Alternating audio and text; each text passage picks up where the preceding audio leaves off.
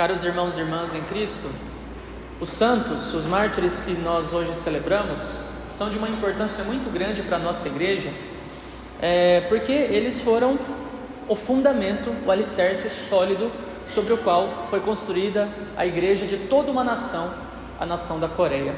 E também porque eles seguiram o caminho dos primeiros cristãos, de não ficarem esperando muito da estrutura institucionalizada da igreja, e também porque a igreja na Coreia só se desenvolveu porque no início homens e mulheres leigos, corajosos, quiseram fazer avançar a fé na Coreia. Isso é um elemento bastante interessante que precisa ser considerado nesse processo de evangelização da Coreia. Foram particularmente os leigos que fundaram a Igreja Católica da Coreia. Eles começaram a receber influência dos missionários que vinham da China. A China se tornou uma espécie de quartel-general, de centro de difusão do Evangelho no Oriente. Então, da China partiam delegações eclesiásticas para várias outras regiões ali no Oriente, no Extremo Oriente, e a Coreia recebeu apoio do pessoal católico na China, que veio da Europa, particularmente os jesuítas. E é interessante notar como desde o século XVII, delegações eclesiásticas visitavam a China anualmente.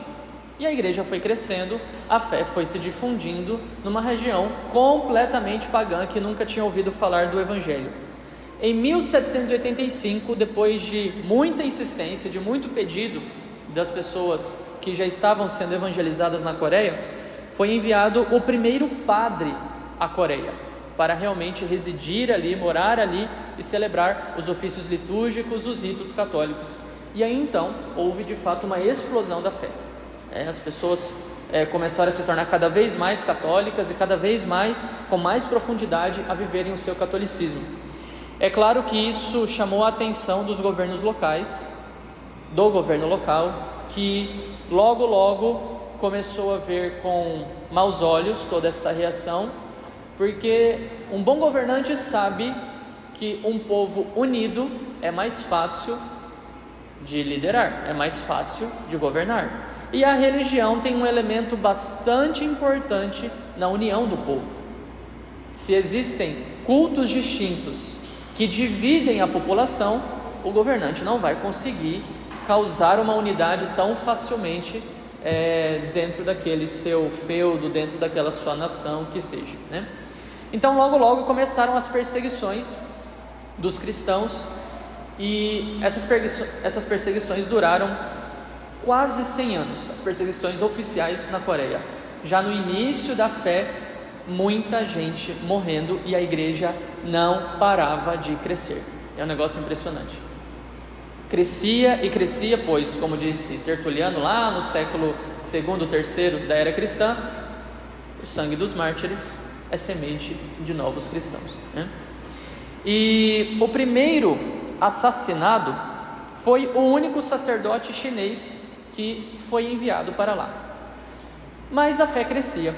E a família de Santo André Kim Taegon era uma família de convertidos, eles eram do paganismo, depois foram convertidos pelos cristãos, e uma família nobre de posses. O que é que eles fizeram? Bom, seguiram o evangelho. Quem tem muito, dá muito. Quem tem pouco, dá pouco. E assim a comunidade toda vai numa unidade, crescendo e se tornando essa família do céu já na terra. Então eles, como eram nobres e eram homens de posses, o que é que eles fizeram?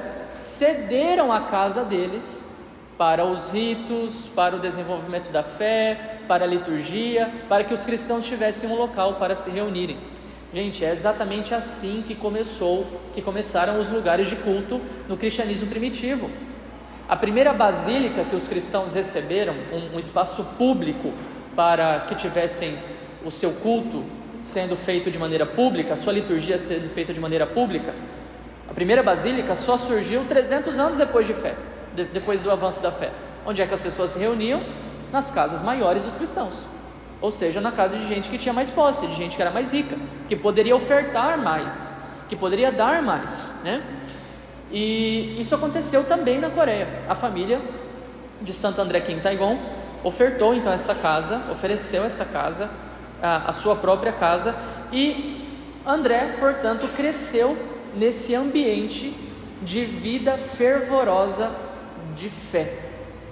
Imaginem só, uma igreja perseguida pelo governo oficialmente, você tendo que fazer tudo na surdina para que ninguém descubra o que é que está acontecendo, porque se descobrir, não é que você vai tomar um processinho, não é que você vai tomar uma reprimenda, vai receber uma reprimenda, não, você pode morrer.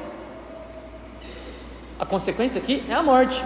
Uma igreja dessa não tem tempo para ficar pensando em ninharia. É uma igreja de homens e mulheres corajosos, devotos, no sentido mais profundo da palavra devoto. Não porque tem uma piedade aparente, mas porque tem uma generosidade profunda de coração para servir, para se doar, se entregar. E isso vai fazendo com que a igreja cresça. André viu seu pai ser martirizado aos 44 anos de idade. Ele tinha 15 nessa altura, porque o pai foi descoberto num processo de evangelização que estava acontecendo lá. O pai foi descoberto e foi martirizado, e ele não parou, muito pelo contrário, isso só o fez animar ainda mais. Pense você numa situação como essa, né? Muito cristão, muito católico, muito fiel, e seu pai é martirizado pelo governo. Como continuar? Como continuar professando a fé? Como continuar anunciando o Cristo? É preciso ter coragem, é preciso acreditar realmente que isso daqui vale a pena. Porque em situação de relativa paz como a nossa, que está acabando, diga-se de passagem, a nossa paz pública está acabando, nós já estamos vendo conflitos acontecerem justamente por causa da fé, mas ainda temos uma relativa paz. Viver a fé desta forma é razoavelmente tranquilo. Tudo bem que ela pode muito mais facilmente nos levar para a tibieza e depois para o tédio. Que tédio de viver, que sem graceira de viver. Umas pessoas como essas lá na Coreia, gente, não tinha tempo para pensar em tédio. Não tinha tempo para ficar pensando qual que é o sentido da vida, o que é que eu estou fazendo aqui. Tem gente para salvar, tem gente para amar, tem gente para resgatar, tem gente que está se perdendo no inferno, e eu não posso ficar parado de braços cruzados. Em 1844, André Kim Taegon foi enviado à China, tudo no segredo, né? E lá foi ordenado diácono, voltou para a Coreia e continuou de maneira ainda mais intensa o processo de evangelização, porque ele era um nativo, ele conhecia a cultura local, a mentalidade local. Isso é bastante importante num trabalho de evangelização de uma nação distinta. É preciso que você conheça as pessoas que irão receber o Evangelho. Não basta lançar, é preciso preparar a terra. Não basta lançar a semente, é preciso preparar a terra, saber que tipo de terra que você está lidando, com a qual você está lidando, o que é que precisa ser feito para que aquela terra receba da maneira mais proveitosa possível a semente, né? Então eles conheciam bem, Santo André Kim Taegon conhecia bem aquele povo, e por causa disso o seu trabalho foi bastante eficaz. E aí ele acabou favorecendo a entrada de um bispo secretamente na Coreia, e quando estava nesse meio tempo ele foi feito padre. Quando ele estava voltando à China, indo novamente à China para levar testemunhos, cartas, relatórios do que estava acontecendo na Coreia para a China, que depois iria enviar para o Vaticano, para que isso fosse registrado no Vaticano e assim se mantivesse a unidade da fé com Roma, ele foi descoberto, foi preso, torturado por um longo tempo e depois foi martirizado no dia 16 de setembro de 1846. Ou seja, viveu como padre quase 2 anos, e causou já um grande impacto na fé de toda uma nação, né?